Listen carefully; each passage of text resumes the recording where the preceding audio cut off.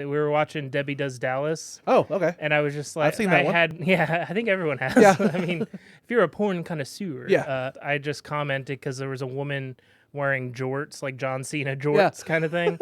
And she was taking them off. I'm like, jorts are always so uncomfortable to take off. Because she was like struggling to get them off. Well, just like John Cena, you can't see her cum. No, you can't. Yeah. At least in that video. No. It's not for her pleasure. No, it's definitely all dudes. Especially in the 70s, they were just like, what? Women can't orgasm? I know, that's a myth. I'm unloading the meat. Unloading the meat. Unloading the meat. Unloading the meat. Unloading the meat. Unloading the meat. Unloading the meat. I don't even know what it means, what it is, what it is, what it is, what it is, what it is. I'm unloading the meat. Unloading the meat. Unloading the meat. What's up, guys? New episode of Unloading Meat. I am Jared Ralphie Allen. Thank you so much for watching. And today on the show, we have the one, the only, Zach Boblitt. What's up, Zach? Hey, I'm here. I'm ready to be funny or whatever. Well, get the fuck out of here. Okay, bye. When you brought up Debbie Does Dallas, it's like a LimeWire classic, man. It's like the early days of like porn on dial-up. It's like, you know, hopefully you're going to be lucky and get Debbie Does Dallas. Yeah. It's not just like a virus that'll ruin your computer. Yeah, because then you're just screwed. Do you remember like the VirtuaGirls that would like, you would download this little program and like they would crawl across the screen. They would just walk across the screen and they would start stripping.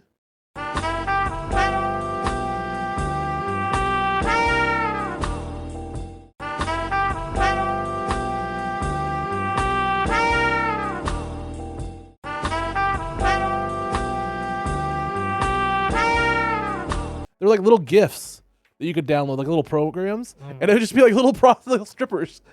And it'd be like the equivalent of like a Mortal Kombat, like, you know, like sprite, but it'd be a woman and she just starts taking off her clothes. I feel like that's being way into video games. That's like too far into video games. Like the people that got into Leisure Suit Larry, I'm like, what are you? Just look up porn. Leisure Suit Larry is a classic though, man. Like that one, and like Playboy the game and stuff like that. Or the Guy game. Remember the Guy game? I've heard. These are all things I watched on X-Play back in the day.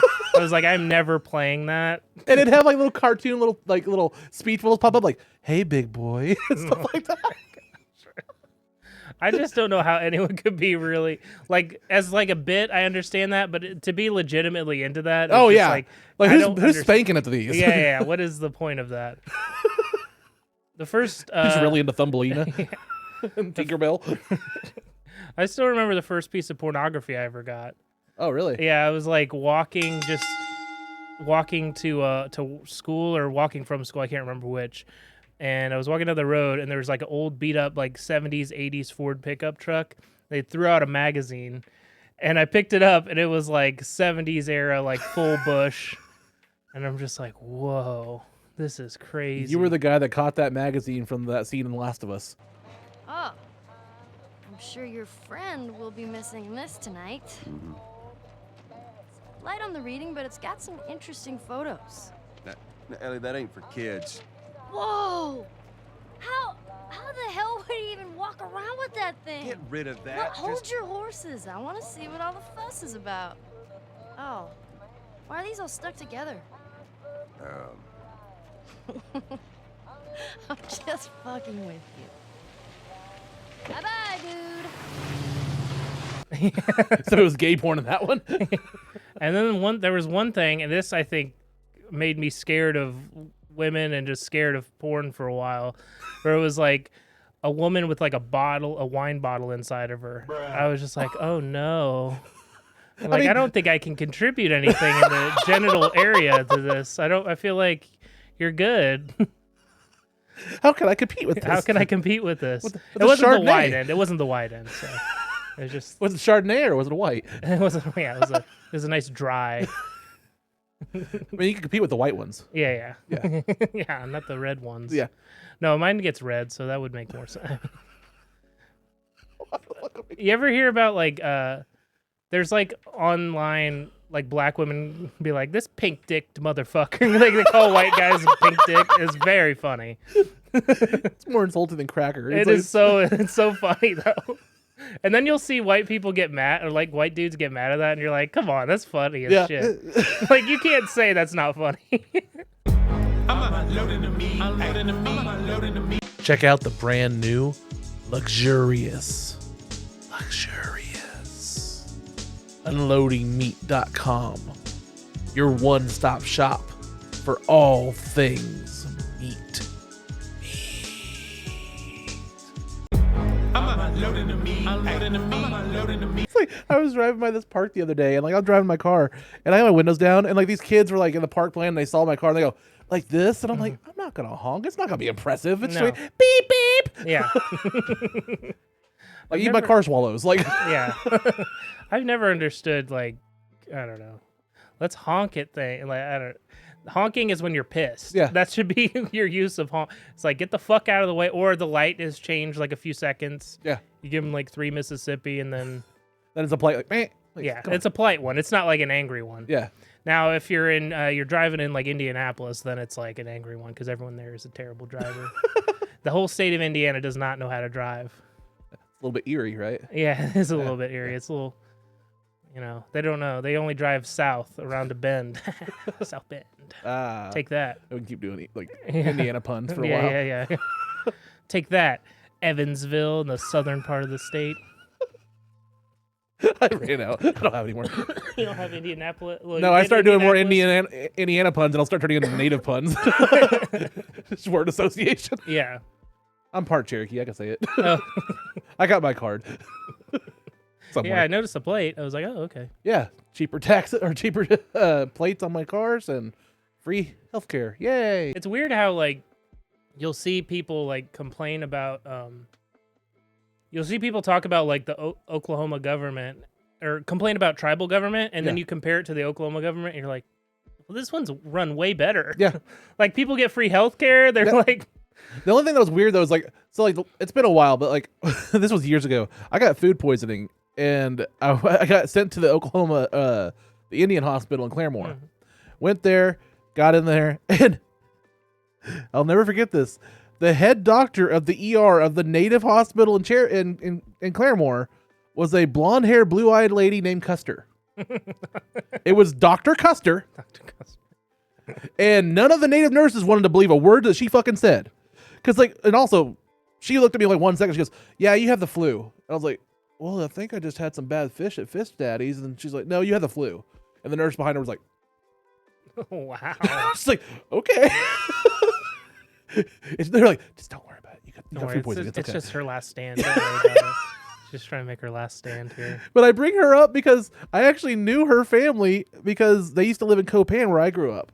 I totally know what that is. and Okay, where- so I'm familiar. I have no. Okay, Like, I know so very little. we're in Bartlesville right now. Copan is kind of like a town that's on the Kansas border. Oh, okay. It's like 20 miles north of here. And Okay, it's really, so really is it near, what's that? Cannery? small. Katy. Katy. It's just south of Caney. Caney, that's what it is. Yep. Yeah, because it's Caney River. Caney, Yep. yep. So I shit in the Casey's there multiple times. I've wrecked that bathroom a few times. Yeah, if you go straight up 75, there's Caney on the one side of Kansas, and on the other side is Copan. Okay. There's just a truck stop and like a Dollar General and stuff like that. It's a small little town.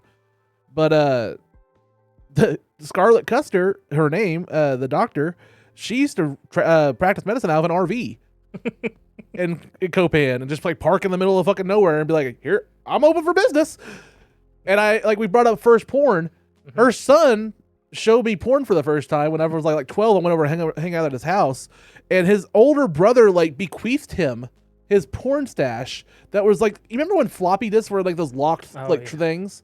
It was like a thing that opened up with a key, and it had like 20 floppy disks in it, and each one was a different category of porn. The dude categorized his porn in floppy disks, and then he gave it to his little brother as like hand me down. Like, here you go, man. We had that's like such a, I don't know, it's such a like old man thing now because everyone's like has the internet accessible to them. Yeah. We had magazines in our early mid 2000s when I was growing up, and then I graduated in 2010. I want to say like that, junior high when you're starting to discover stuff. That's we had like a big, what's the drop? We had a drop ceiling, so we would put all of our porn magazines up there. And then one time, like we were at school or something, and the ceiling broke through. We had so many magazines Just up there, raining porn. and they were just gone, and our mom never talked to us about it. It was just like, it's just gone. It's just our years of collecting. You know, we had a hookup. It was like almost like a drug deal setup. We had Justin Durbin on the square of our 10,000 people town. He's like, hey man, you got the newest shit? You got that new shit? You got that new? And we were picking up like fucking Hustlers and like like the magazines where you're like, what is going on here? Yeah. Well, I got exposed to that later. I worked at a foundry in Coffeyville for a couple years, and like that was like, if everybody was like so like I don't know like repressed and, like around where I grew up and stuff like that, they didn't really like talk about sex and stuff like that. That foundry was the exact opposite. Like just stacks of porn in the bathroom, and just like it was just dudes working on the maintenance team that were just. They just had naked chicks everywhere, and like it was just their thing to like bring in their extra porn mags and just put them on top of the fucking toilet bowl. Yeah. And just as you're taking a shit, go through the porns. Yeah. I'm just like, ew. Yeah. Well, it's like you'll do like having done comedy. You've done it a while. I've done it a while. You'll go to places to do comedy that are just like there's just pornography there. Yeah. Like there was. I did a show in Iowa that was at like a biker bar, like a biker owned bar. It was almost like a VFW for bikers. Okay. And we did a show there, and I remember going to the bathroom. It's just like shots from magazines of naked women just hanging out there. I'm like, so is this just like decoration, or do guys come in here and jerk off? Like, I don't even understand what's happening here. Just doubles as a sperm donation clinic. Like, yeah. And then like we got introduced to a lady, and everyone just called her mom, and she's this little old lady with like chin hair. Yeah. And you're just like, you can't bring it up because you'll get She your had a shit soul kicked patch? in. Yeah, she had like a soul patch. It was like heavy. Like Lane Johnson, who now lives in Chicago, I was on the show with him, and we were just like looking at like, I don't think we can't bring it up. Like, but as doing comedy, you're like, I have to bring this up, but then you're like, I'm not going to. Like, there's certain times where you just have to make that decision. Like, I'm not getting my ass kicked for, $40 and a free burger. Yeah. I mean, the odds are. I guess the plus thing is whenever she's giving head, you have somewhere to aim. Like, Yeah.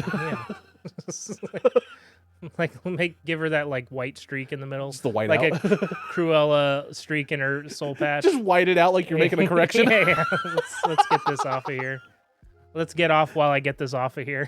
Is that a smudge? Oh no, shit. No, it's not. Well, at least I finished. Yeah, at least I'm done. Anyway, clean yourself up, babe. Just real 1970s type. To circle back, it's real 1970s type of look. Spit out this pocket change like that shake weight in South Park. Home stretch. Oh yes. Your workout is finished. Your cab fare. Now going to sleep mode. I need to get out and do comedy more. Me too. I've been like, I don't know, when you've done it a while and then I just get dead. And then it's also moving to a different area, having lived in had my original comedy scene I grew up in, and then going to Chicago for a year and then coming here. You realize all the petty shit you were doing early on is so unimportant when you see it from the perspective as an outsider. Like, I don't fucking care about any of these rumors. Like, I don't care about any of this. Like, unless this person has wronged me personally or has been charged with crimes, I don't fucking care. But I took a break from comedy and just stepped back for a while. And man, it's nice coming back and just being like, no, don't give a fuck about the drama. Anybody that has any drama, anything, like post anything, anybody that comes at me, I just fucking block and move on. I don't care. I just try to just do my shit and leave and just support who I want to support, and I'm nice to everybody. Yeah, I try to be as nice to people, and then I'll try to stay. But there's fucking, I go into my job at 3:34 in the morning, so it's I'll stay a half an hour if I can. Otherwise, I'm gonna go home and fucking sleep. That's about how I am, man. Because driving an hour from here to there, I have loyalty to everybody. If there's friends that are going up later, I'll watch them and stuff like that, or I'll stay like I said half an hour or so, but. At the end of the day, I got to drive another hour to get back here. So it's I got shit to do. I got to go, guys. Yeah. It's an hour there, hour back. So, unless you're paying my gas, there's only so much loyalty I got. Yeah, it's difficult. And then it's you want to do as many open mics as you can. And I've gotten to the point where I've just fucking get, even if it's a new bit that I like, I'm just you get to that point where you're just ugh, I fucking have to try. I just want to mail it in sometimes, Well, it's I don't know, maybe it's a cheat code or something, but I know that this helps a lot. And it may not be a full rep like going to the mic and actually doing it in front of a crowd and stuff like that, but it's enough to like I'm conversing, I'm talking on a mic with lights, stuff like that. I'm on. Like I could tell as soon as we hit action and I have the cameras going, like my tempo goes up, my energy goes up. I'm just on. I think it'll improve for sure. It improves your like crowd work or like ability to if some weird shit happens during a show. Because I when I started, and I think most people are like this, you have your people who are either joke writers or natural like theater or performer types. And I was definitely more of like the joke because I started off doing one-liners. Yeah. And a lot of people I knew were like more theater performer types. And it's like when you start off as like a joke writer comic, then you're just like, I want to go to my things and then not worry about the crowd. But then shit happens and you have to eventually react to it. And I think this would help, with that for sure. Yeah. I mean, shit happens. I mean, it's more spontaneous. And also just being able to riff off of somebody back and forth. I've always said like one of the things I wanted to do like on stage, I would love to do like a bump in mics, like David Tell and Jeff Ross do. Just two people on the mics, just fucking go back and forth riffing. Like I thought that'd be fun. Like I think that would be if you had somebody with good chemistry, that would be a very entertaining thing to do on stage. It'd be very easy. I mean, and also I think it takes the pressure off of somebody. I mean, not to say that I don't want to just do it by myself and stand up on stealth, but it's a different animal, so to speak. I think that would be kind of amusing to do. Just find the right partner to do it with. Yeah, it'd be cool. That's there's so many. I feel like an old man when I think of this, but to me, I'll do some of those types of more like quirky, fun shows. Yeah, especially if I know they're well run, but. A lot of them, I'm just like, I don't want to. Let me just do my shit. Yeah. Let me get my shit in. Let me get my shit, like, I'll throw you in the ropes. We do, I do the big leg drop. I get the 1, 2, 3, and we get the fuck out of there, brother. Good job, brother. Yeah. Man, you really sold that leg drop, brother. That was, anyway, I did a 5-minute match. Give me that, $2 million or whatever. Whatever Hulk Hogan would do for a shitty 10-minute, 15-minute match. What, just drop the N-word? Yeah, basically that's what he would do. Yeah. No, he does that during Pillow Talk. That's what he does, and then he sells a shit beer. Yeah. Real American beer. It was so funny that he was surprised that he got booed. Well, let me tell you something, brother. I know. It's like, how are you? You did something political. Like, even if someone's left-leaning, I think wrestling fans nowadays are definitely more liberal than conservative. But even if you would have done something left-leaning, you would get booed in some cities, too. So it's like, why would you go out there and do something political intentionally and then be like, what, I got booed? This is so crazy. It's just that sheltered or just that, what do you call it, when you're so... The rich people just bubble. It's yeah, like you're just in that bubble, yeah. Yeah. You just don't even see it. It doesn't even affect you. You don't even realize it. Oh, yeah. Well, I've had this theory for a long time, but like in Oklahoma and like in Tulsa and cities where there's not public transit, I feel like, or good public transit, consistent public transit that middle class people use and even upper middle class. I think the rich people get into a bubble where they don't even see poor people as people. And like in Chicago, you can't. You're going to see poor people. Like having lived there, you're going to, if you ride any sort of public transit, which is pretty consistent, most people do. Yeah. Even like pretty wealthy people ride public transit. Then you're going to have naturally more empathy if you have like, they're visible in your life. Yeah. Because you're like, oh man, this guy has like, this. When I lived in Chicago, I saw multiple people with like gaping wounds on them. And you're just like, oh no. Yeah. Hey, like, even the Bruce Wayne's parents rode public transit. I mean, yeah, even they built it. Yeah, they built the transit and then they rode it and then they got shot. Yeah. I don't think it was on the transit though. No, they were trying to make their way back to it. Yeah. There's the dark alley after the Broadway show. It's also just like a good, like people complain about New York City comics always talking about the subway, but it is when you ride like in the Chicago, it's the L, is what EL because it's elevated, but you'll ride transit all the time and you will see some crazy shit all the time. It is so much fun. Like people get scared about it. I'm like, I don't know. I don't think I'm gonna get hurt. And if I do, it's, as long as I'm not dead, it's fine. the closest I got is like I played like Grand Theft Auto 4. Well, I remember it's based on NYC, but I remember seeing a guy on the transit in Chicago, and this is going to Evanston at Northwest. Like Evanston is like a wealthy suburb. The Purple Line goes up there, and there was a guy that got to the the last cart, the caboose, if you will, of the train. And he just whips his dick out and pisses out of the back. And I'm like, am I gonna watch a guy get electrocuted right now? But I guess he pissed to where he wouldn't or I don't even know scientifically, it probably doesn't work that way. But in my head, I was thinking like, is this gonna am I gonna watch this guy? Like, no, I just saw like half a dick. Like, I just saw like a side profile of a penis, like off of. I mean, Tulsa's not that far off. I mean, last time I went to open mic at Cellar, I was literally just like going downtown Tulsa, and I just stop at the stoplight. I look over, and there's just a dude just taking a shit right there on the side of the. You know what? Respect. We shared a moment. We're just looking at each other side by side, like. What's up, bud? Yeah. He's just crouched behind a dumpster, just taking a shit right there on the sidewalk. I don't know. I have no to me, it's like whatever. Yeah. I was just like, oh, okay, welcome to Tulsa. yeah. He's trying to get some fertilizer onto that grass or whatever. Trying to fertilize that grass naturally. It was the concrete, but okay. Yeah. Oh, he's doing it on the concrete. He's doing it on the sidewalk. He's trying to fertilize that Downtown concrete. Tulsa. Yeah. I like when people have dogs and they have it shit on the sidewalk and they don't clean it up. That's great. Yeah. Yeah, those are great people. Just leaves that stain. Ugh. Just leaves the fucking dog shit on the sidewalk. You're like, hey, buddy, how about, you do what you're supposed to do? I don't know. I've had like cats, but I've never had like a dog since I've lived on my own. And to me, it's like, that's the bare minimum responsibility of a dog owner is clean up the shit afterwards. I had to do mine yesterday. I fed her I fed her leftovers yesterday morning. Then I went and did a Grubhub. Came back. I was like, oh god damn it! It was just like all over the hallway, and I was like, son of a bitch. I was like, I let you out too. I let you shit, and then let you out to shit, and you just decided not to. Yeah. She knew she did bad too. Like I get home, she's like, I'm not getting up to greet you.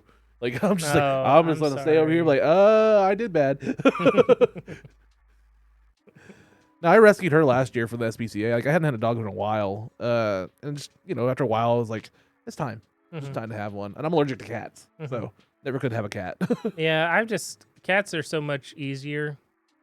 They're just like, they'll fuck with you or they won't, depending on the day. It's like I feel like it's more of similar. So Tulsa Comics. Yeah, it's more similar to like a human relationship, I feel like. Yeah. In a way, because dogs will unconditionally love you no matter what. Yeah. But like a cat will just be like, well, today you're kind of a dick to me. It's like when the owner of the club goes up to do an open mic. Oh, God. And everybody has to cheer for him anyway.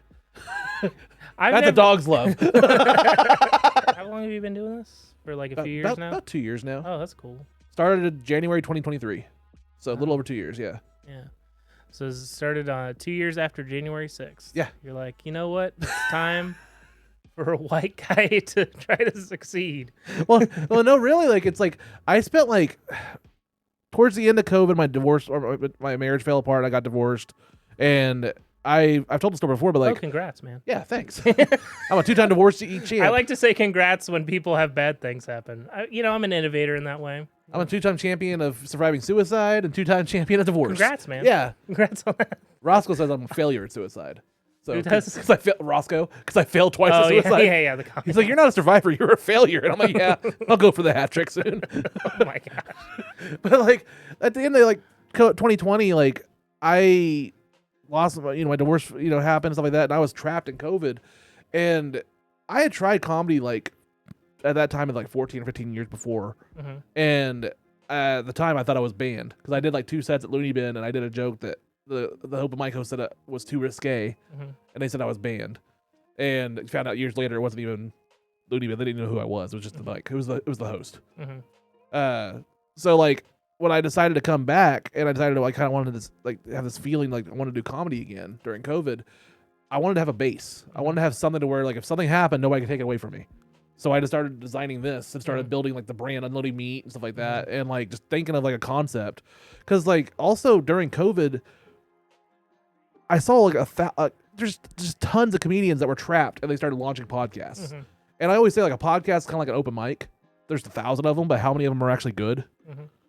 And you'd see like these comedians that were trapped, and like they would do like no effort, and they would just phone it in, and these podcasts sucked. Then you'd see other ones that were like they thought of as a new medium, and they were trying to do something different, trying to be entertaining, just trying to have an outlet because they were trapped, and they were putting their full focus and energy in it, and it was quality entertainment.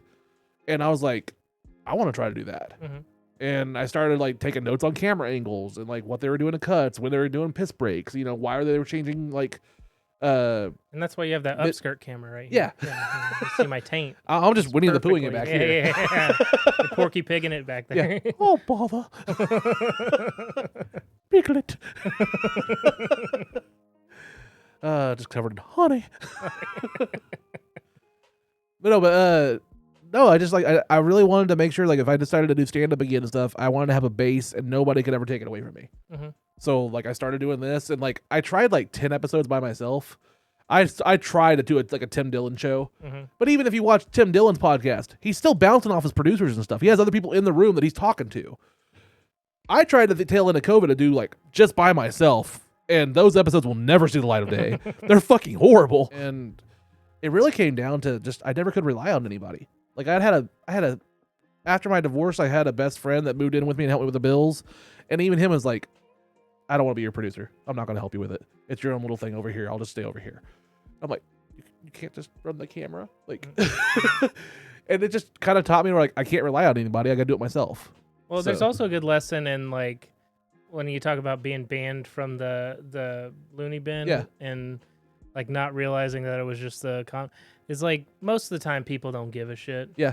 Most of the time people say they give a shit for like in the moment, but in actuality it's like whatever, you know. Well, and like at the time I was 20. This was, like I said, this time by now it's like 26. It was 16 years ago, and the joke really wasn't that bad. It was I've told the joke before, but basically it's like, you know, Jesus was a carpenter, and what if he was, you know, up on the cross in his natural pose, and he got a splinter, and he was like, "Who made this?"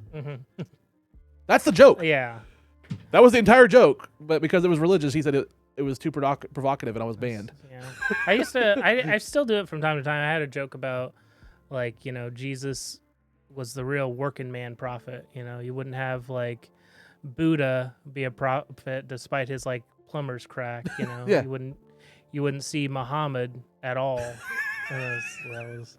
He's a real John Cena of prophets. You know? That joke, like now it's almost, well, he came back to wrestling, but he was gone for a while. I'm like, I can't do this joke anymore. Yeah. Because like, even though people remember John Cena, then it's like, what the fuck, that old decade old reference now is like too fucking old. Which I love that he's like kind of like turning it on its head with his heel turn now. Like the way he's using his stuff, it's really well done. Yeah. The Cena part, I'm kind of mad that The Rock just kind of no-showed WrestleMania and stuff. That whole shit between Triple H and him is weird. It's funny, I had a buddy of mine who does comedy who I got into wrestling like 3-4 years ago. And then once he got into it, like 2 or 3 months later, I got out of it. I'm just like, I don't fucking care about this anymore. And then like I watched this year, like the back end of this year, the second day of this year's WrestleMania. Yeah. And was just like, I don't know any of these. Like I know half, like maybe at most half of these people or a few of these people. Yeah. And I don't care about any of these gimmicks. Like I was like, oh, Randy Orton's here. That's cool. I like Randy Orton. Yeah. He beats Joe Henry in like 1 second. Yeah. I was like, I guess people love Joe Henry, but I was just like, yeah, Randy Orton. It was there for the moment. It was there for the. Like, I'm not the biggest WWE guy. I'm more of an AEW fan. And WWE lost me because just towards the end of the Vince era, it was really just shit. Yeah, it was hard to watch. It's also, especially when he was still there, it's like, because he went away for crimes and then he came back, and it was just like, with his mustache. I'm not gonna support. Like, I'm not going to support this. Like, you always kind of knew he was a bad guy, but when it was publicly out there and then he comes back, you're like, I just can't, this is fucking... Even before that, but like, the way that they would, like, massively fire, like, 30 people, like, when they're having record profits and stuff like that, and, like, it's just, like, they would do things that just treat their employees like shit, and it's just, like, it's hard to root for that company. You'd feel like scummy just watching it. Like, it's just, like... behind the scenes, it's toxic. It's nasty. Well, yeah, I watch, or I'll listen to like Stevie Richards' podcast stuff. The guy from, he was the head of Rights to Censor, which was a really fun, like looking, like in the moment back then, you hated them, but they were doing their job because they're heels. But he just talks about how terrible, like people would just like, it's really like an open mic comedy scene. It's really, but on like a macro level, because it's actually worth millions and billions of dollars, especially. I mean, that was the Stone Cold era. They're fucking making so much money back then. If you were the upper echelon. Well, and he was getting some main events. Yeah. Like, he was at that time. he was getting some main events and getting a tag team title run, and he was making decent money. But then they would do this weird shit with him. You're just like, oh my gosh, it's still childish at every level you go. Yeah, it doesn't matter. Because like even nowadays, like NXT people, like technically it's still developmental, but they're still on TV and stuff. There's people in the NXT roster that are only clearing $50K a year. And that's even then you're like, okay, it's guaranteed money, but they're still paying for all their. I mean, they get their hotels taken care of, the travel, but like their food, insurance, all that stuff. Like, they're independent contractors. As someone who works in radio, I get that. Yeah, it's like you don't make that much money. Yeah. There's like, and then I don't know, man. There's stuff where it's just like you'll be promised something and then it'll just go away, and you'll be like, what? But you just said that we were gonna get a pay raise, and then you're just like, it's gonna be a great pay raise, and then it just goes away. Yeah, it's not brought up. It's like a bad storyline in wrestling where it's just not brought up again. Yeah. You're just like, well, what the fuck is happening?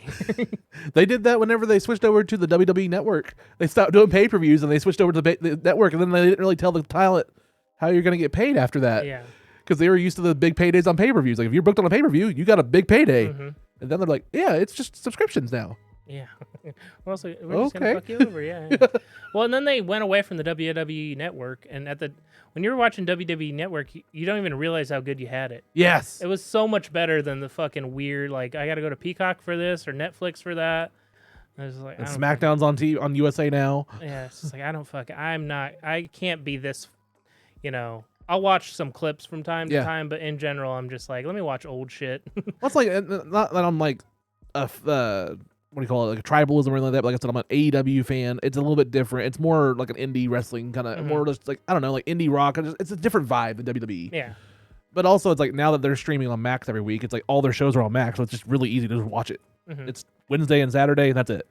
Yeah, plus you have like, I was always, not always, because I was growing up, I was like 5 or 6 when WCW was at its peak. Yeah. But like, I remember watching WCW and being like a big fan of that as like a kid. And then it went away. And I was always kind of like, had like kind of a, not disdain, but like, I mean, WWE is the big one, but it's also like, they kind of fucked over my group, the thing that I was into. Well, it's like always like compare it, like WWE is like the circus coming to town. It's just a big event. It's rolling into town. Oh, let's go watch the circus. Let's go watch the WWE that's here. And you're not really there for one star. Whereas AEW is like, oh, it's like an indie rock festival's come to town. And it's just like a smorgasbord of like all these different like cool guys. And you're going to see a different style of wrestling every different match. And it's like I don't know, it's just different. It's like I don't know, it's a different style. It's like Riot Fest at the beginning versus Riot Fest today. Yeah. Or Coachella at the beginning versus Coachella. Yeah. It's like, Hey, we got, what's it called? What's the one Oklahoma Fest? The Rocklahoma? Rocklahoma, yeah. We got Rocklahoma coming up soon, man. There was one band I was like, oh, that'd be cool. Oh, it was what is their name? If you say it's the band that I'm thinking of, I'm so excited one band's there. I might actually buy tickets. It's the band with the guy that has the super high pitched voice. The Darkness? Oh, well, they're cool too. Yeah, damn. Maybe I was. Yeah, I didn't even think of the Darkness. Fuck. That's who I was thinking of. Silver Sun Pickups. Oh, okay. I think was there. I was like, oh, they're cool. I remember they had 2 songs I really liked. I would go see them.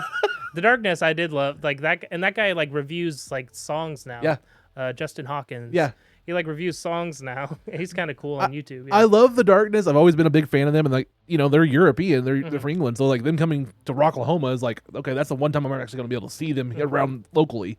So I might go for them. But like, I always laugh because like that band did like the entire storyline, quote unquote, of like what a rock band should do in like 4 years.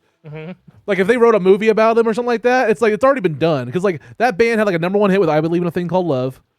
The second hit wasn't his greatest, but it was okay. They had a second album that was okay, and then like Justin had like a hardcore like drug addiction. He got in a fight with his brother. They split the bands. They had 2 rival bands for a while. Hot Leg, and then I was like, what was Justin? Justin had a solo project. I don't know what the other one was. And then because he did a cover of like the Sparks, "This Town Isn't Big Enough." This town isn't big enough for the both of us.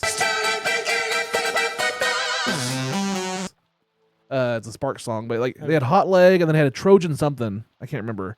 But they had 2 rival bands for a while, and then they got back together, and then they had the reunion tour, and he got sober. And I'm like, all that happened like within like 4 or 5 years. I'm like, usually that would be like the story of like Aerosmith. Yeah. You know what I mean? Over like a 30-year period or something like that. It's like, no, The Darkness just got blazed through it. They sped right through that shit. Was his drug addiction like coke? Because I think it was coke. Sense. Yeah. That would make sense. Then he sped through it. Yeah. I mean, he has songs where he's like, I won't apologize. I'll inject it into my eyes if there's nowhere else to stick my gag. That's actual lyrics from his song. Pretty rad. Yeah. Yeah. Do drugs, kids. Subscribe now. Make sure you subscribe before you OD. No, I mean, they did that shit. I mean, the Darkness, man, they hold up. They even have a really good Christmas song. You could judge a band by if they have a good Christmas song, and they have a good Christmas song.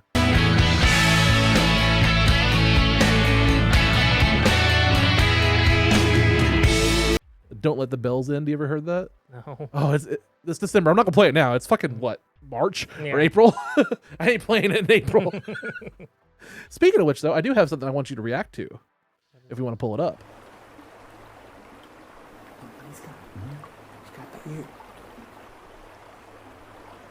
And we're gonna react to it. I just want to get your honest opinions on this. Okay.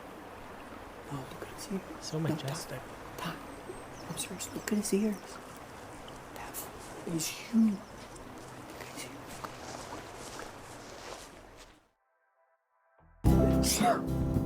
And an ad. Sometimes being a mom is like having to be in 2 places at once. So relatable. Mom! Hey, Mom! Mom! Mom! Hey, Mom! Mom! Mom! That's when I stand my ground. With Claradrel. Claradril targets where you're most vulnerable, acts immediately, and lasts indefinitely. So you can get back to what matters most. Is this a fake commercial too? It's a fake commercial. Okay. Don't So it's a risk fake another commercial minute. inside of a fake Take commercial. Claradrel and take life in your hands. And then she gets in a wreck. Claradril may dream. not be right for everyone. Consult your doctor if symptoms persist. Some patients experience side effects including dry mouth, dizziness, double vision, reflexive memory, aggression, and fatigue.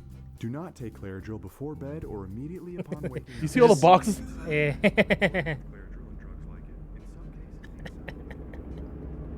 This is very Too Many Cooks-esque. Same people made this. Oh, okay, that makes sense. She's fucking rolling on the drill, brother. Yeah, get you some. Get you some. Is there anything better than getting that hit of your nose? I Just know. like you can breathe.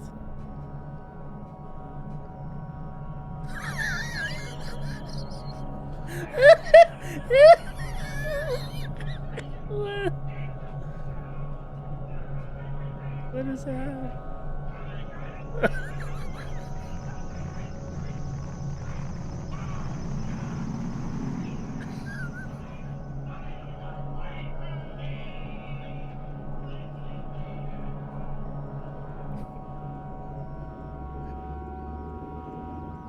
Use only as directed.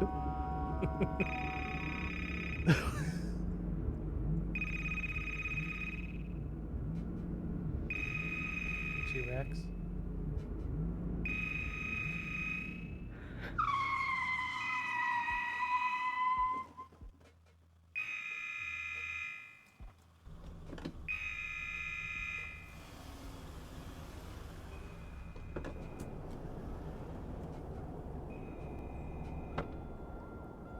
What is going on right now? Is there a dead body? Tell your doctor if you have high blood pressure or heart disease before you reduce or stop taking Claradril. This is the perfect casting of this woman too. Because she is like cute, but also like slightly jacked out of her mind on her face. Like, I don't know. Yeah. She's great acting and then naturally cast. That's her shirt stomped on. That she's wearing right now, her shawl.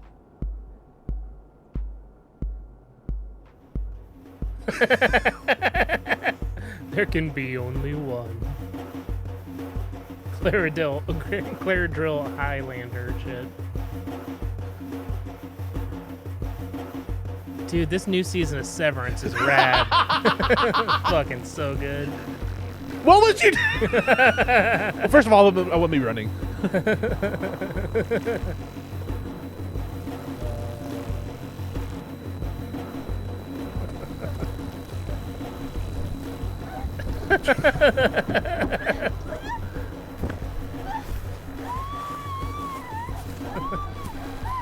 Look, I've seen this video before, this part of it. It is.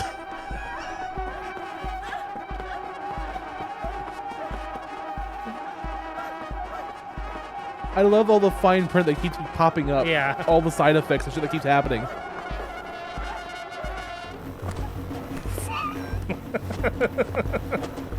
She's fucking up that cold. Yeah.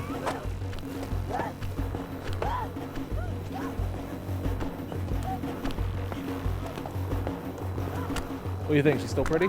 Yeah, for sure.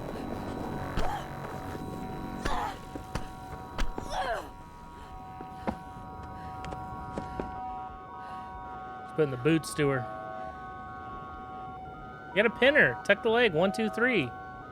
I'm just wondering who like got the fucking casting call for this. Yeah. They're just like, I guess. Was it done on Craigslist? Because Adult Swim is in Atlanta too, so these like Southern Belle actresses are just like, I guess we're gonna. Oh. Stop taking Claridril immediately if your symptoms worsen.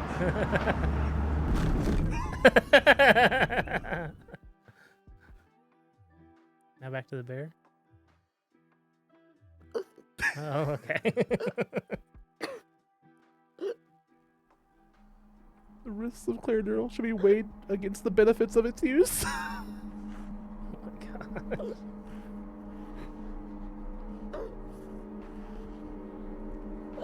She got run over. Wow, this new version of the ring is pretty cool. This is the last time I shop at Lululemon. Yeah.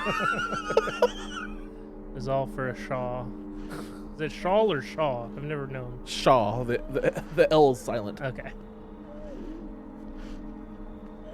See our ad and table and chair bags.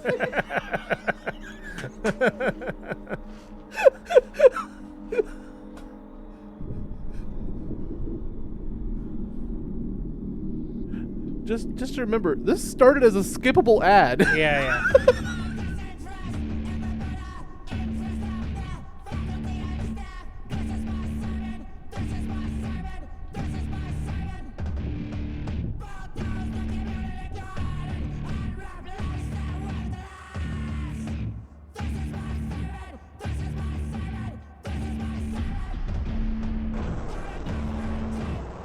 An increase of sexual and gambling urges has been reported.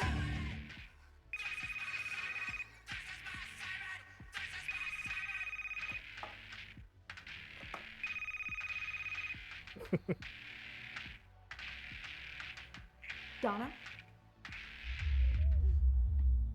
Who's Donna? That's Donna. They're both Donna. Oh, they're both.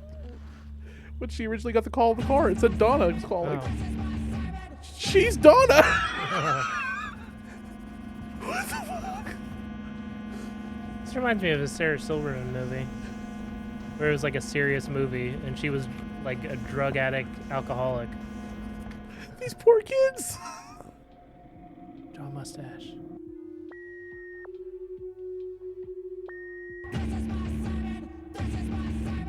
What the fuck? Is she beheaded?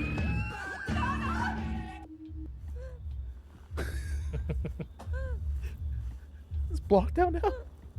This is really esoteric. It's like, do we even really exist? You know, if you think about it. Cool beans. Beans. What the fuck?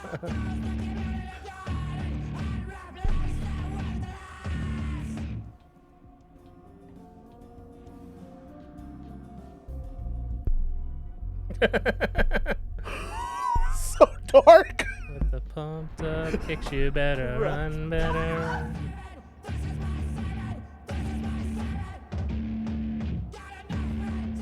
So, anyway, we went out about 2 weeks ago, and I met this great guy.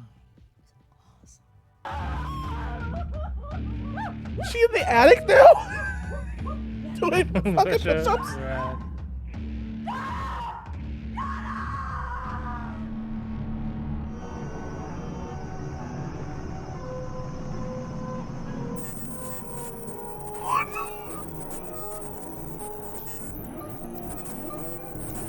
so relatable. Girl, I know. We've all been there, honey. Ben O'Brien, Alan Resnick, congrats. Back to the bear. So I thought it's two bears watching two bears.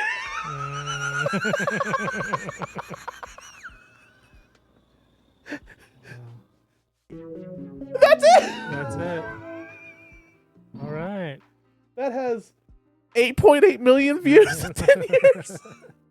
Oh, that was 10 years ago. Okay.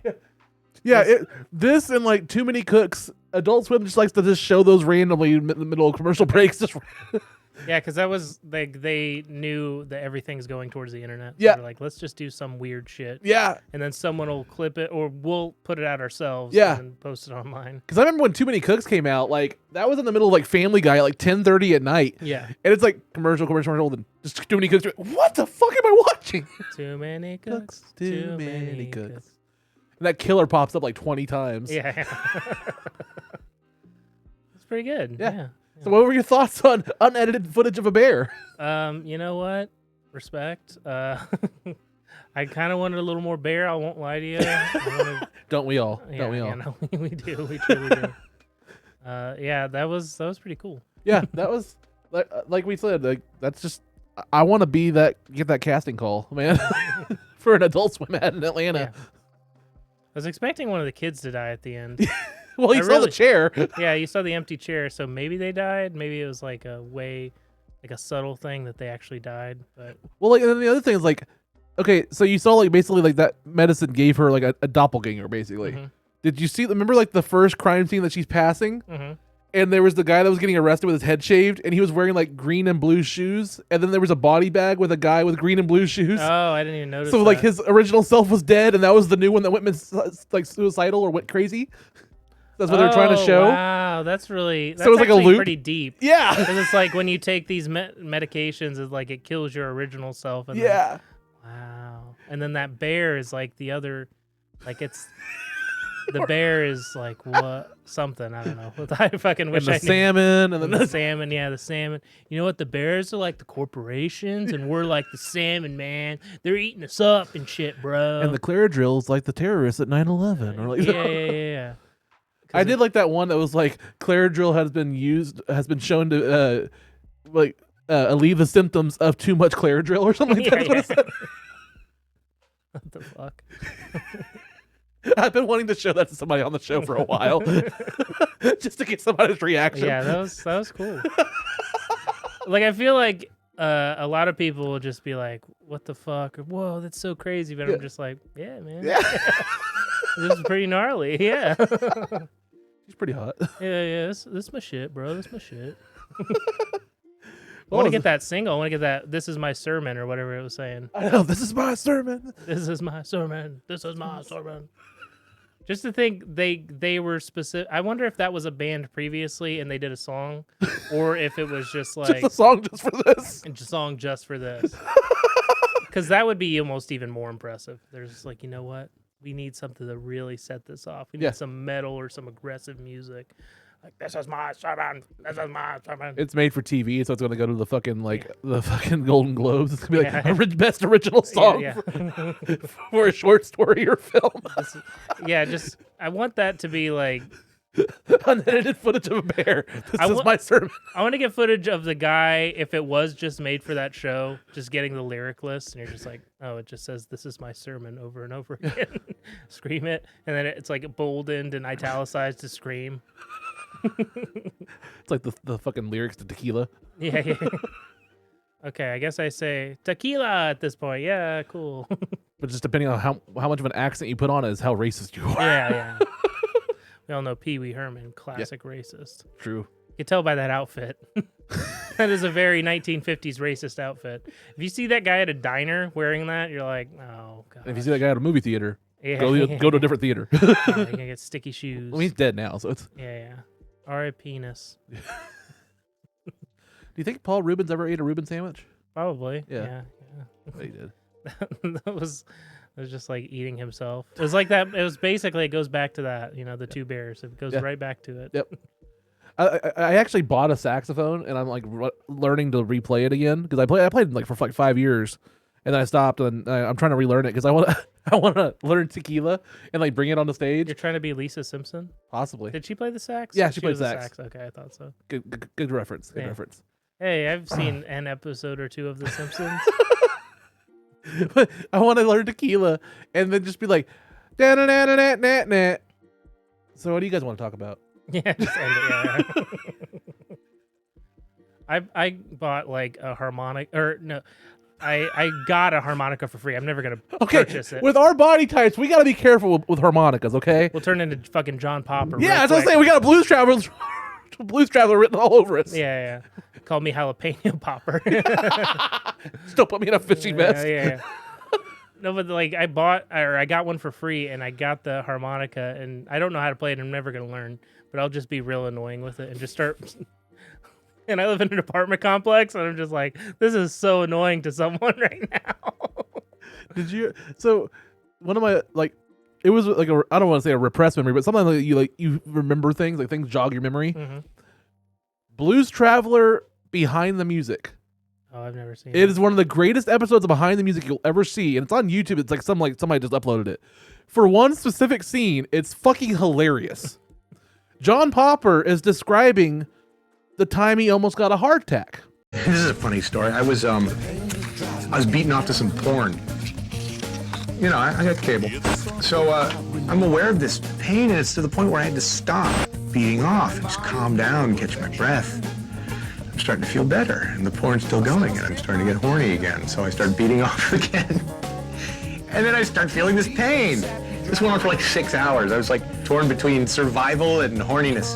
'Cause I love like you. He continued to ignore the warning signs of an impending heart attack. It's like, really, dude? It's just like, you got to power through that. You You got to power through it. Power through that heart attack, brother. Rub some dirt on that How shit. much of those pockets on his vest were like filled with like Twinkies and shit Yeah, like that? Like one was for the harmonica, maybe another one for a backup harmonica. Oh, yeah. Past that, it's not fucking baiting. It's not it's not tackle a bait. Yeah. He got arrested later in life for like having so much weed, like a shit ton of weed in his trunk and also a shit ton of guns. And he's That's like, one is to do. Yeah. Well, it's like Pacific Northwest area, but like rural Pacific Northwest, you know, where like like the fucking, it was almost like, oh shit. Have you seen, there's a movie that came out called The Order. It's about like that Nazi group that killed like a radio host back in the day. I haven't heard it. I haven't seen it. It's really good. Mark Maron's in it. Okay. It's a really good movie. But anyway, that's like that area of the Pacific Northwest where it's like fucking just... Because you don't think of Pacific Northwest as like racist, but there's a shit ton of racists just in the middle of nowhere. Is that where they had that like that standoff where that compound was up there for a while? Yeah, that's what the movie is. I think it's that. Yeah. Well, no, Waco was. I don't know if that was Waco. If that's what you're talking about. No, because there was another one that's happened in the Pacific Northwest a couple years ago. Yeah. That was like they had a standoff and like they were trying to like have their own little thing, like kind of like a Waco. Yeah, I think this was the '90s when that happened. Yeah. I don't know, but yeah, it was a while back. But the movie was pretty good based on it. Yeah. So anyway, check it out. No, no, check out these anti-Semites, these neo-Nazis that got murdered. It's pretty lit. Oh, Twitter? Yeah. The movie has Jude Law. There is one thing I hate about the movie, and it's like... Whoa, wait, a movie, well, multiple things I hate about a movie that has Nazis and neo-Nazis, and it has a guy named Jude? That's too close of a name to Jew. Yeah. But there's something that, like, in these, like, cop or, you know, FBI movies that gets fucking annoying as shit. And it's, like, the over-screaming cop, like, when they get emotional... And it's like such an actor-y fucking thing. And I'm not saying cops don't get mad. We have seen plenty of that. Yeah. But it's just like, there's 3 different moments in the movie where a cop gets fucking pissed and starts like, oh, fuck, oh. Yeah. And you're just like, just fucking, what do you do? There's one, like, Jussie Smollett's sister is in it, which she's actually a successful actress, but she's in it and she, like, sees, because they're neo-Nazis, it has, like, the N-word they have on the, she gets pissed and like, I'm sure if you're a higher up in the FBI and you deal with gangs, you've seen the N-word written by a neo-Nazi gang. I'm pretty sure that's not going to emotionally be like, oh, or fuck. you can just follow one of the biggest news stations in LA, apparently. Like, It was on Your Mom's House last week, where like the local news station was trying out new stuff on Twitter, like words they wanted to ban, and they accidentally just posted the N-word.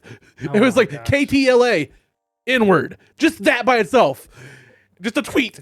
Well, how many people got fired based on that? How many fucking idiots are just like, whoa, man. And they were like, "We're so sorry they had to issue out a formal apology. That was a slip up. We were trying to go through our words of banned words on our social media, and that was an error. Got posted as a mistake."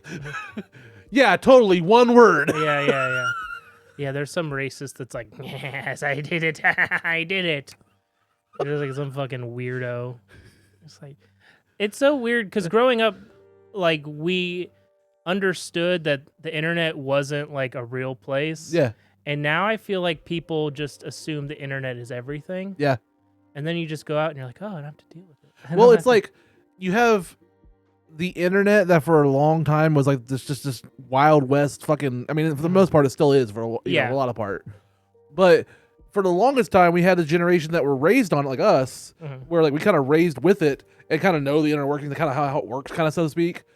And then you had the older generation that were new to it, and they're the ones that are now basically policing it and controlling it and weaponizing it and monopolizing it. Yeah, well, even though they don't really understand it, is what I'm trying to say. Yeah. Well, in our generation, we had the younger generation, and it was basically older brother, younger brother. Yeah. Where the older generation would make fun of the younger generation, and then the younger generation's like, hey, they're making fun of us online, and we're like, yeah, it's not real. Yeah. And then the younger generation's like, but they're making fun. And then there's legislation, and it's like, part of it should be happening. I think people are fucking going nuts with it and shit. And then like Bill Maher was on this rant last week about how like, you know, we're bringing all these jobs back to the U.S., but like there's not gonna be anybody to work on it because nobody in our like demographic and our generation wants to work at these factory jobs that they're gonna supposedly bring back. And like basically his whole argument was like we're lazy and stuff. Our generation's lazy and stuff like that. And I'm just sitting here like, I just think in 2025 most people that are kind of our generation are just like, we're just waiting for the old people to die. Yeah, we're just waiting for the old people to die so there's more houses because there's fucking not enough houses. We're waiting for the old people to die. Which is like the one thing that we can control that we have on our side is time. Yeah. It's like, okay, well, if we're not going to win the fucking elections or the whatever politics we want to do, or we're not seeing, you know, nobody's representing us on our voices, we'll just wait it out. Yeah, it's fucking crazy to me. How you have just this older generation just with the death grip on every fucking thing. Yeah. And they control and like Democratic Party, Republican Party, these last couple of elections, obviously I think one's worse. Yeah. I'm not going to say which. Yeah. I mean, I get it. I'm not a political show or anything like that. Yeah. But there's clearly one that's a little crazier. But it's insane to me that you have geriatrics running the country and like making legislative decisions on like the internet and like the workings of shit that'll happen way after they're dead. Yeah. You're just like, but why not? Like, why not get like, and it's funny looking back to the Obama years and you're like, man, it was so weird to have like someone who was relatively competent. Like whether you're conservative or what, but it's just like, you're just like, well, the country's probably not going to be set on fire. It's like at least Bill Clinton I knew could at least get it up. Yeah. Like, you know what I mean? Like he was young enough to at least get head. Yeah. Like to completion. We had the evidence. The dress. It was just like, there were so many controversies during the Obama, like everyone talks about the tan suit or when they saw him like smoking a cigarette, like, oh, look, Obama's still smoking. Yeah. It's like, I don't know, it's probably a pretty stressful job, man. Just smoke a cig. I'm just gonna say Obama was the fucking the rule breaker or the standard, or they broke the standard of black don't crack because after 8 years in office, you saw that motherfucker age. Yeah. That motherfucker looked like a completely different person from the time he got into office, time he got out of office. And it's been happening forever. It's funny to look at like the first presidential photo versus the last one. Like the Abe Lincoln one's the worst. Like that is. Well, yeah, because it's got a hole. Well, like 61 to 65 before he died, he's like so fucking weathered. Before he was a theater major. Yeah, before he became, before he was like in. Went up to that John Wilkes Booth. The headless horseman, yeah. Went to Sleepy Hollow. Do you watch Invincible? No. They have a character named the Immortal who's basically just like, he's been immortal for thousands of years. And he started as a caveman. He's super strong and fast, stuff like that. At one point, it gets like a flashback, and you see all these different lives he lives, and then it shows like a brief moment of him in the Ford Theater, and you realize he was fucking Abraham Lincoln. Oh my god! Wow. But he survived the gunshot and just changed his life again. It is crazy to think about that too, because that John Wilkes Booth was like the actor of the day. So it's like if Brad Pitt would fucking just murder a president.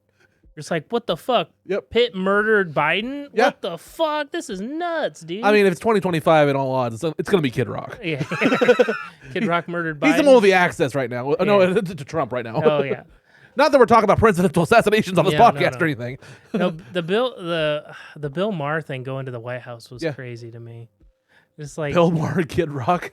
It's just like, I don't know, man. As a comic, you're like supposed to make fun of people in power. It's so weird to be like, that's my guy. I love him. Yeah, and like, but all the Kid Rock was the liaison between Donald Trump and Bill Maher. Yeah, like he was the bridge. There has to be like multiple videos of Bill Maher making fun of Kid Rock. He was the ball with the ball bridge. Because Bill Maher is such a stuffy, like elitist guy, and then Kid Rock is, even though he's not really, but he portrays like a white trash guy, trailer park dude.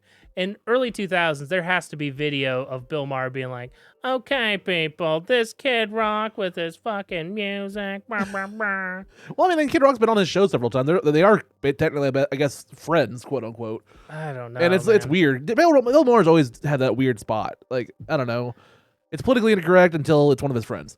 Yeah, it's just because like I don't know. I've just never. He's such a fucking annoying person to me. Yeah. He's like your buddy that like leaves religion, is like, all religion's stupid, right? And you're just like, he's the edgelord. Yep. He's stuck in that edgelord role. He's that guy that will never have kids, but he'll tell you how to raise your kids. Yep. Yeah. That's just it. Apparently he loves prostitutes. Oh, yeah. He's like fucking this little 5'3" guy is just banging prostitutes. It's like he's a tiny little boy. He's a tiny little man. I mean, he just stays out in LA and then goes to shows in Vegas and stuff. I mean, he was in Tulsa a couple months ago, I thought. He did a tour last year, I think, or so. He was in like the Brady or something. I don't know. Just random thought. I would never see. I don't know. I would. The only time I was kind of interested in him when I was like a little edgelord myself. Yeah. Like as all white people who live in the fucking rural or suburb areas, Yeah. I feel like go through a phase, and then hopefully you grow out of it. Although some people never do. But like you're just like, oh, religious, yeah, man, religion's stupid, bro. And then you're just like, man, just live and let live. Why? Who gives a shit? Why do you care about what anyone else is doing? Especially in Oklahoma here. Yeah, It's like you're not gonna win that argument, buddy. No. It's just even in Illinois. Like I remember seeing. That's my thing. Is it's very different religion wise in Oklahoma versus Illinois. Yeah. Because I remember it being more like the hoity-toity Protestants versus like the evangelical Protestants. Yeah. It's very different. It's more status here. Yeah. You hear it. You see it a lot. Like, you're. I don't want to say elitist, but like rich old white women. Mm-hmm. Well, you'd go like I went to a black church in Tulsa a few weeks back, and it was fucking cool as shit. Yeah. But then they got to the actual sermon, and they were just talking about tithing for 45 minutes. Like, you lost me. Please give us money. I'm like, okay, man. I told like I'm not religious at all. I'm the one non-religious person in my family, and then my ex-wives are religious. So like, but all at the same time, like if my kids want to go to church with my wives, I'm for it. I'm like, hey, I'll drop you off to Your church. wives? I didn't know you're a Mormon, brother. Just my divorced. wives, yeah. But like, if they ever wanted to like go down the religious side, I've always been supportive of it. I don't step in the way or anything like that. Mm-hmm.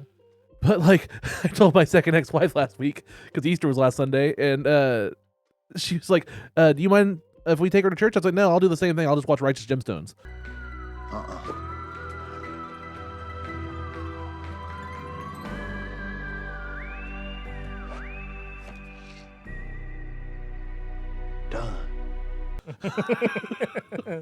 Uncle Baby Billy. Yeah, I'm rewatching it now because the new season's out. Oh yeah, I love that show. The new season is out. Yep. Oh yeah, because I didn't realize I missed the whole third season, so I started watching a little bit of the third season. Yeah.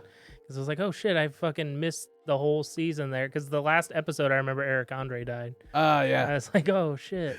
He was funny as shit in that show. Oh, he's funny as shit in anything. That guy is fucking hilarious. His whole bit about the Baconator is one of the best bits about food. Like it's up there with any of the Gaffigan bits or anything. I put it in. I didn't put his section in last week's episode, but like, I'm a big Howard Stern fan. Mm-hmm. Eric Andre was on Howard Stern several times, and he used to do this thing with him called colonoscopy karaoke, where all the guys would get their colons checked as they're singing songs, and Eric Andre's doing it too, and like you can hear when it's inserted. Prostate karaoke. Beautiful choice. They're great. Da-da-da. It's a very romantic. See if you song. can guess when it gets inserted. I think I you bet can almost tell. tell by the sound wave. There used to be a great tower alone on the sea. He's also a terrible singer. You became the light on the dark side of me. Love remained the drug that's the Must have gone in. Oh my god! Oh my god, I have to shit. Holy shit, I have to fucking shit.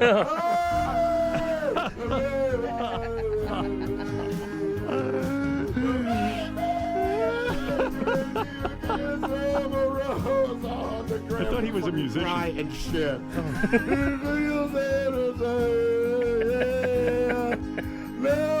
Oh my god, roses in bloom. The line. I have to shit. I have to shit. Oh god. Oh, shit's gonna come out. Shit's gonna fucking come out.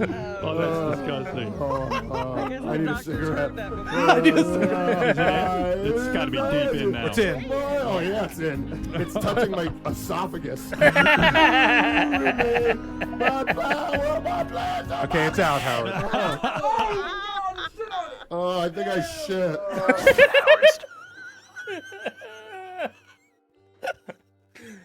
Oh my god, that's how it shows you how funny he is, because he came up with the word like esophagus. It's like it's about esophagus when he's getting a colonoscopy. Yes, like that's a fucking comic right there. That's fucking insanity. Prop there, Andre. That's wild. I miss old Howard Stern. Dude, that's crazy. When is that? 2014, 2013 or something? This was 2016. Oh, okay. Yeah, this is before COVID, before Howard became even more of a recluse. Yeah. Basically, Howard has turned into Howard Hughes. Yeah, he's got so much money. Like he's a germaphobe. He's scared of the like. And also like in the late 90s or so, like there's a famous thing where like he almost got shot. Like a guy almost killed him, like assassinated him. So like he's very scared of the press, very scared of the public, very scared. Was that in Private Parts or was that? I don't know if they talked about that in Private Parts. Okay. I don't think it's in the movie. It may be in the book version, but it's not in the. I don't think it's in the movie. Okay. I don't know. It's been a while since I watched it. That movie was so pretty solid for Yeah. for fucking having Howard Stern as the lead It's a actor. great movie. Yeah, well, because it was also the first Paul Giamatti. I think one of the first Paul Giamatti movies. Pig Vomit. Yeah, that was one of his first roles, Yeah. and he was so fucking good in that. And you're just like, put him in everything, please. Rounding back to like we can finish it out here. I was talking about those VirtuaGirls in the beginning. Those like those little girls that would walk across. Not little girls. They were adults. They were females. They were adult women that would go across the screen. It was like a porn thing you could download. If you ever watched Howard Stern's Private Parts on the USA Network back in the 90s or the 2000s, it was highly edited, but it was so edited that like you would miss parts of the plot. Like like that movie's very provocative, I would guess you'd say. It's very there's a lot of fucking shit that happens in it. But because it was like so edited, they had Howard walk out on the screen. And you'd have like a little picture-in-picture Howard walk out like one of those VirtuaGirls, and it would pause the movie. Look, here's the deal. This is a really beautiful woman, and in a couple of seconds, she's going to open up her blouse and reveal her whole body. But you're not going to see anything. You're watching television. So here's my advice to you. Buy the video. And he would do that throughout the movie for the actual custom cut that was on the USA Network. That's so cool. That's actually really cool. Yeah. Which it was one of those things where like I didn't believe it for a long time. Like I didn't remember it for a while, and then like I had it jog my memory, and I was like, "Did that really happen?" And I started going through this like Reddit thing trying to find it, and somebody else was like, "I remember it. I remember it." Yeah, there's specific things you remember as like, you're like, was that actually a thing? Yeah. Was that a real thing that I went through? Yeah. Yeah, like molestation. No. Oh, hey. Yeah. Get a lot of those. That's a hits me. common thing in comedy. I know. It's just like, oh, why'd you have to do that? I know. It's better than nothing. I'll take a groan. A groan's a reaction. I like a nothing. I like a good nothing for a while. Really, it's like when they put a cigarette out on you, you know? It's like, oh yeah, it burns so good. Thanks, Nadia. What is this fucking Jim from American Pie? Sure. Oh yeah, her name was Nadia. The fucking dance he does, where he's like, woo. Oh, and that's also like not okay. And then the random Blink 182 like cameo, Yeah, just yeah, sitting with there on the monkey- webcam. with the fucking monkey. Yeah. That whole sequence of that movie, you're like, oh, that's not okay. Yeah, that movie is not okay now. You watch that, you're like, can we cut this part out? Yeah. Everything else is kind of okay, I guess. And then like part 2, they break into the lesbian's house that they're painting. That's also not okay. And just start like going through their dildos and shit like Yeah. that. And then like What's the third American Pie? I don't even remember. American Wedding? American Wedding. I think there wasn't the big. What's the big gross out? The poop and the pubes on the wedding cake. Okay. He's shaving his pubes and he shakes them out the window and it goes into the fan. Yeah, that's not. That's like an accident though. Yeah. The other ones, they're intentionally doing something bad. I'm trying to think of what else they do with that. Stifler eats dog shit. Yeah, in the American dog shit Wedding. part I remember that, but that's more. Stifler similar. fucks the grandma. Yeah, that's fine. It's the third one is mostly Stifler. He's making that grandma happy. Stifler actually has like good character development in the third one. Because like Oz and a couple other people didn't show up for the movie. They didn't really? return to the cast. So they're like, okay, well, we lost like 3 or 4 main people from the first 2 movies. No, because like Tara Reid's not in it. Yeah. Mina Sorvino, Oz is not in it. Yeah. Okay, let's just make more about Stifler because he's the main star. I can't remember if it's the third one or the fourth one is directed by a relative of Bob Dylan, like his nephew or his son, maybe even his son, one of his sons, the non-Wallflower son. The non-Wallflower. And you can tell because one of the movies is so much darker, not in tone, but like in actual camera, like it looks darker. It might be American Wedding. I think it is. Yeah, because it's like you're like, why is this shot so dark versus the first 2 are so bright and like happy? American Wedding was more gold. Yeah, American Wedding even has the Wallflowers as on the soundtrack. Oh, it does. Well, that makes sense. I think it is Dylan then directed that because I remember seeing that and being like, why the fuck is Bob Dylan son directing this fucking? Because movie? the Wallflowers cover what's the name of the song? Into the Mystic. Okay. I was talking to someone about like one of the funniest ideas for like a wedding, like instead of like "Here Comes the Bride" song coming out, would be playing "Pomp and Circumstance," and just having that. You're just like, wait, I thought this was a wedding. Is this a graduation? I think that would be so stupid and fun to do. My first wedding, we came out to a orchestral version of the Final Countdown. It was like a string quartet version of the Final Countdown. Just like Trans-Siberian Orchestra Final Countdown. It's like, well, this is more intense than the original. Which also, fuck the Trans-Siberian Orchestra because like I like their their Christmas songs. I don't really care about their other songs. Mhm. But like they always come to town in Tulsa like the week after Christmas. Yeah, Tulsa's not a major market for them. I to know, make but they're money. like, come get tickets for the Trans-Siberian Orchestra, and they're playing the fucking song and the advertisements all through like November and December on the radio and TV. And then you look at the tickets, and it's like December 28th. I don't want to hear Christmas music anymore. Like, well, you're in that in-between period between Christmas and New Year, so it's like some people are still kind of in the Christmas spirit, but well, they had good childhoods. yeah, those are the ones that are like, that love that Mariah Carey is at every fucking mall or shopping center. Dude, she popped up in Fortnite this year. Mariah Carey in her Santa gear, and like, she pops up more than Nick Cannon's kids out of the various women. But she would just be like the surprise drop in Fortnite. Like you just see it and you like go to this little like mound in Fortnite. And it'd be in the middle of the live match, and all of a sudden she just appears and she starts singing her fucking I Don't Want to that Christmas song. She's basically become a Virtua Girl. Yeah. Yeah. There you go. Yeah. How we Just do way it. more expensive. Yeah. He's got to pay for the song Yeah, rights. You have to pay the rights. I do remember one of her, I think it was the Heartbreaker song. Oh. That was a great song. I like the song with ODB. Yeah. That's a good song. The Heartbreaker song, the music video had Jack McBrayer before he was on, I think it was 30 before Rock? 30 Rock. Yeah, it was like he's just like a young actor. He got Did it have him speak? Like no, he was just like the nerdy guy, and he's like, "Oh my gosh, now I'm with like every early 2000s thing." Yeah, it's like the nerdy guy with the super attractive woman.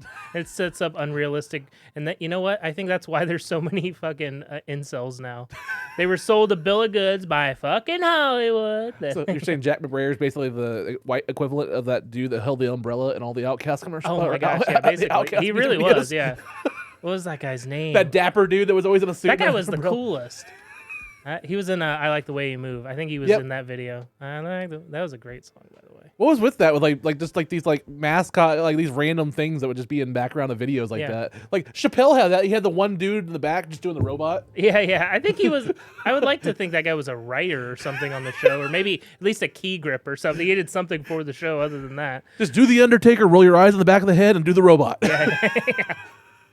It's like a manager that doesn't really do any. It's like a manager that doesn't do anything. Yeah. You're just like, why are you even here? It's like all the indie wrestlers they hire to be security at WWE and stuff. Or you know who's the worst manager in my opinion? Paul Ellering, or who was the referee that turned manager in ECW? It was like RVD and he just fucking blew a whistle the whole fucking time. Bill. Anyway. Oh God, I know who you're talking about. Yeah. Bill Alfonso. Yeah, the worst fucking manager ever. Yeah. And I know they were a heel team, but they had fucking heat with me because this is like this guy's blowing the fucking whistle throughout the whole thing. It's like, get the fuck. I love RVD, but get the fuck off my screen right now. It's kind of how I feel about Jimmy Hart with a megaphone. Yeah, I hear that megaphone. I don't care how fucking cool your suit is or what music you come to. You're annoying as fuck. Yeah. Yeah. But you know, at least you had like. You know who didn't need Jimmy Hart was the fucking honky tonk man. That dude could talk anyone into a goddamn building. Like, don't. You know who didn't need Jimmy Hart? The WWF for like 20 years. Yeah. Although he did do a lot of the music that was pretty good. Yeah. So like, just keep him in the background doing music and shit. Until Jim Johnston came in. Yeah. Until they fired him.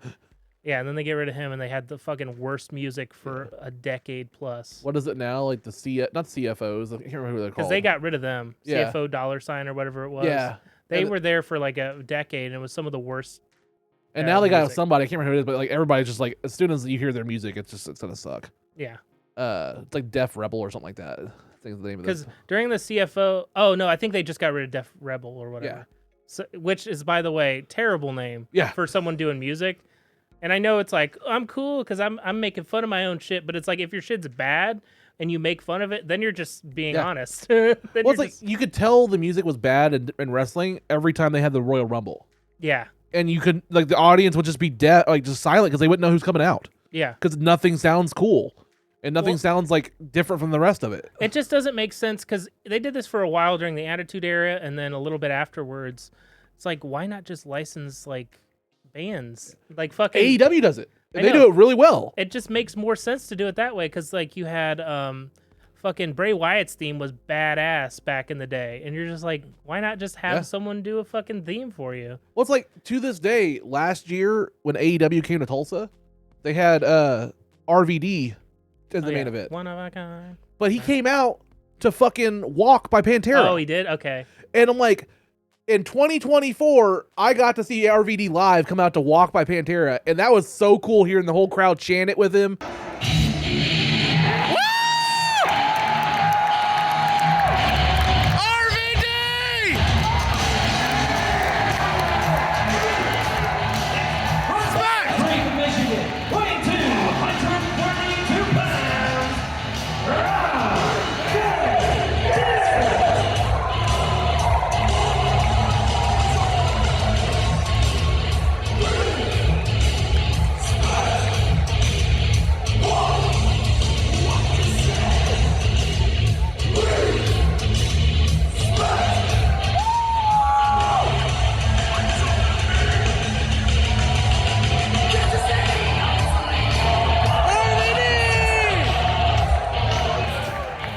And everything, and it's just like that was a moment, you know what I mean?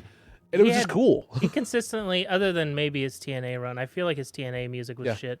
But other than that, he like One of a Kind was great, and then Walk is obviously it's fucking incredible.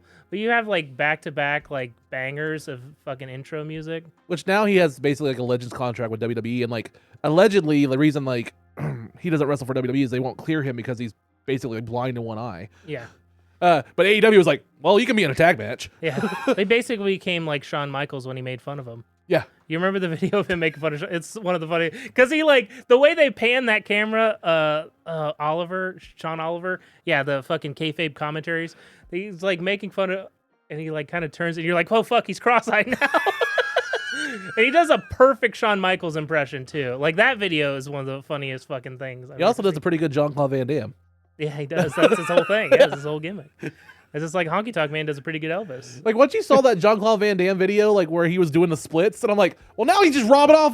He's just stealing from Rob. Stealing RVD shit, brother. Don't steal my moves. RVD actually, it's called. I think it's actually called the RVD press. Oh, yeah? Like it's an actual gym press that he invented, where he does the splits on 2 chairs, and he holds the weight, and he like lifts up and down to like stretch right here. I feel like I just tore a ligament just hearing that. Yeah, but he invented it, and like that's how he would stretch for so long, and like apparently it became like a nationally like recognized actual power lift. It's called the RVD lift. Dude, it'd be so fucking hot. Imagine him, fucking pounding RVD. You know he does it naked, He's and so his dick just hangs down. Like you know that's what it is. Yeah. He's not wearing whitey tighties as RVD. No, he's not.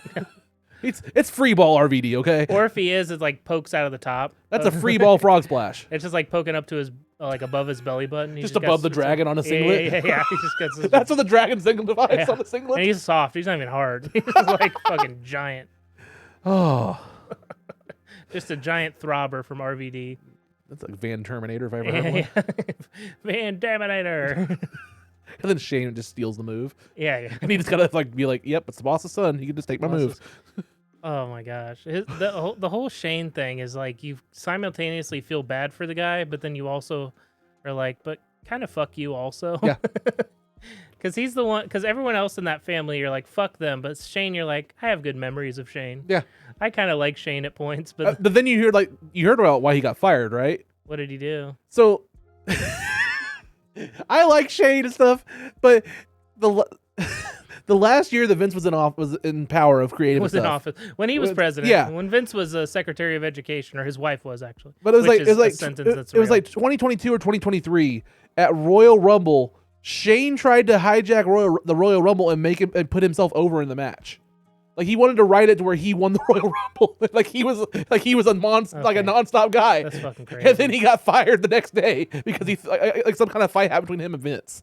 Oh my gosh. Over creative. Yeah, that's fucking nuts. Because towards the end, like when Shane came back those last couple of years when he was facing like the Undertaker and stuff, they were just like, yeah, he can hang with the Undertaker.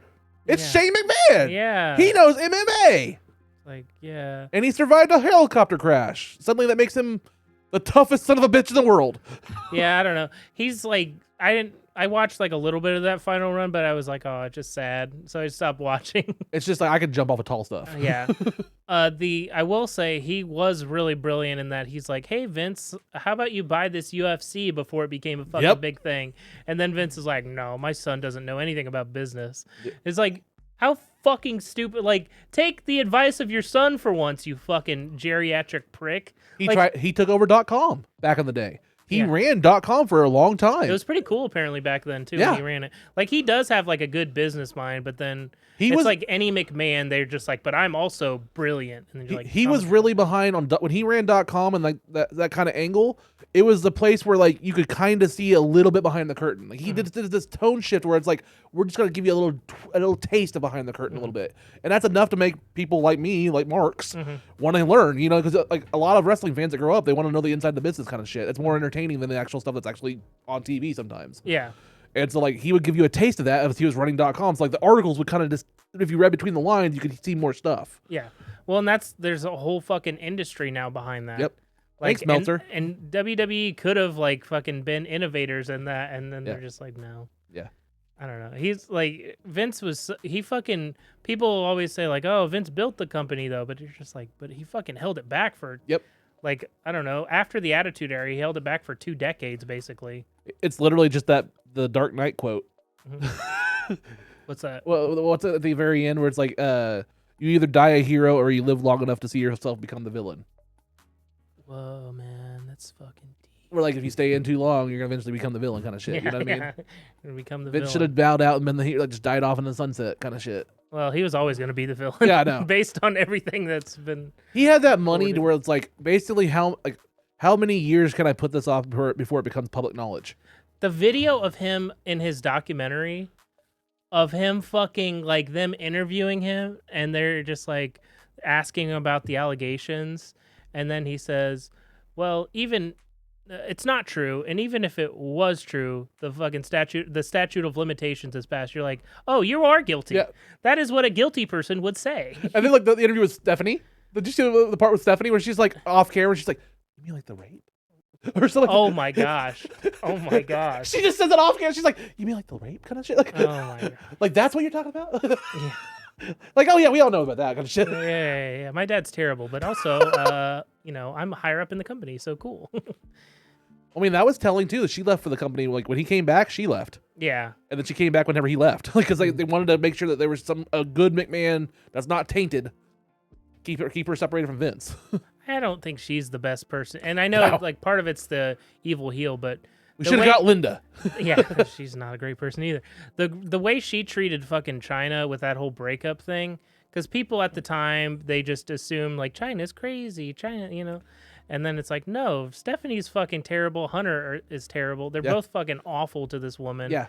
Who like you learn more about her. You're like, oh, she was actually spoke multiple languages. She was like thought of as like just this bodybuilder type, and she wasn't a great wrestler or anything, but still it was like she was interesting.